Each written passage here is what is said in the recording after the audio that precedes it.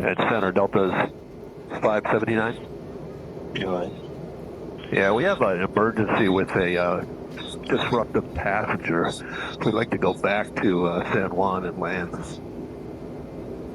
Delta 579, copy that, and you can, you clear direct San Juan, be flight heading 260 for now, and maintain 8,000. Okay, maintain 8, that's 260 on the heading, and we'll need law enforcement, obviously. 579, roger. And we'd like vectors outside of Tenor for the runway 10 ILS for Delta 579.